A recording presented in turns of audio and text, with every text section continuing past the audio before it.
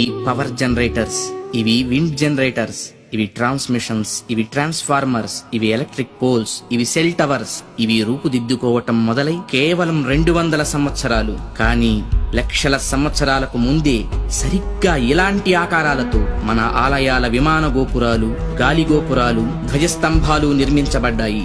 ఆలయ ప్రాంగణాల్లో ఉండే తులసి, రావి, మారేడు వంటి మొక్కలు ఎయిర్ ప్యూరిఫైర్స్ గా పనిచేస్తాయి.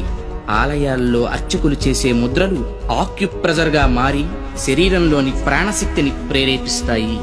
వీటి ద్వారా వీళ్ల కాన్సంట్రేషన్ హై లెవెల్ కి చేరుతుంది. దీన్నే తంత్రం అంటారు. వాళ్ళు పలికే శబ్దాలు ఎలక్ట్రోమాగ్నెటిక్ వేవ్స్, విద్యుదయస్కాంత శక్తి తరంగాలుగా మారతాయి. ఆ శబ్దాల అర్థాలు మైక్రోవేవ్స్, సూక్ష్మ భావ తరంగాలుగా పనిచేస్తాయి. దీన్నే మంత్రం అంటారు.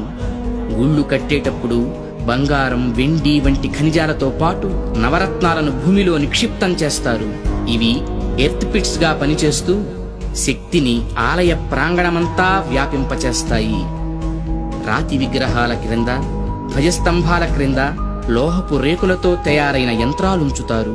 గాలి గోపురాలపై, విమాన గోపురాలపై లోహ నిర్మిత కలశాలు అమర్చుతారు. ధ్వజస్తంభాలకు లోహపు తొడుగులు వేస్తారు. ఉత్సవ విగ్రహాలను పంచలోహాలతో తయారు చేస్తారు. లోహం శక్తికి వాహకంగా పనిచేస్తుంది. దీన్నే యంత్రం అంటారు. మంత్రతంత్రాల ద్వారా ఉత్పత్తి చెందే శక్తికి ఈ యంత్రాలే రిసీవర్స్. ఇక హైడ్రాలిక్ పవర్ స్టేషన్స్ లో లాగా ఆలయాల్లో జరిగే అభిషేకాల్లో కూడా ఎత్తు మీద నుంచి స్వామి విగ్రహం మీద నీరు పడుతుంది. దానివల్ల పొటెన్షియల్ ఎనర్జీ కైనటిక్ ఎనర్జీగా మారుతుంది.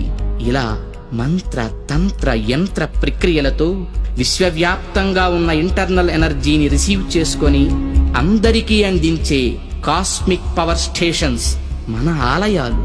ఈ జనరేటర్ నుండి ఉత్పత్తి అయిన విద్యుత్తు ట్రాన్స్మిషన్స్ ద్వారా టెర్మినల్ స్టేషన్ కి చేరి అక్కడి నుండి సబ్ ట్రాన్స్మిషన్స్ ద్వారా ఎలక్ట్రిక్ పోల్స్ సాయంతో లో వోల్టేజ్ ఇళ్లకు, హై వోల్టేజ్ ఫ్యాక్టరీలకు అందుతుంది.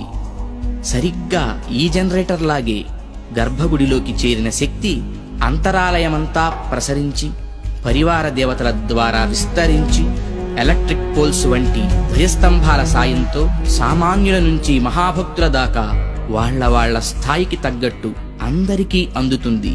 అందుకే గుళ్ళకి వెళ్లే భక్తులు ప్రశాంతతను పొందుతున్నారు, గ్రహణ శక్తిని పెంపొందించుకుంటున్నారు.